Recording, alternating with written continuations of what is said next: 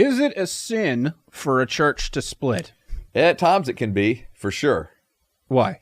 Because when the church split is due to pride or to manipulation or to just blatant sin, obviously it's a sin. And so, in other words, like when there's like a group of leaders or a group of people that like basically like lead a rebellion at the church, because of their own wishes, their own desires, they're thinking they can do church better, whatever it may be.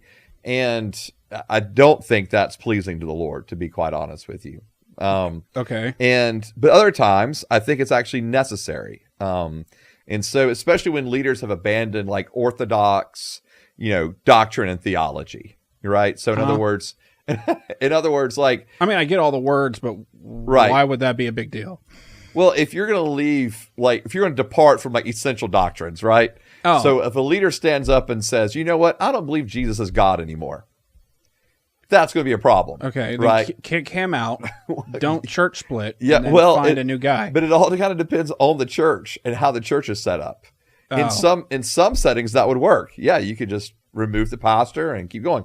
In other churches, that's not going to be that case because either he's appointed by the denomination and they're okay with him making such a statement, which brings in all kind of other questions about the denomination. Right. But that can happen, or it could be because the pastor is actually, it's like a pastor-led, like local independent church where the pastor is in charge.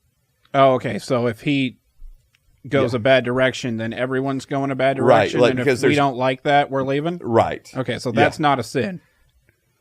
Yeah, because if he's going to sit there, sinning. Yeah, he's sinning. So, but if you leave from that, which I would encourage you to, no, you're not obviously in sin. Okay. So if you're going to depart from essential doctrine, or you're going to say the Bible's not, our authority over life and godliness anymore, if it's not inspired, so it's not inerrant. It's not that the church splitting is the sin then. It's the reason why you're doing it? Yes. Okay. Yeah. Because sometimes the reasons behind that split, like I said earlier, is sinful, right? Because if it is pride, or if it is just manipulation, or if it's a control, like power grab. Okay. Yes. But if it's because of legit reasons that the church is splitting, then that's understandable.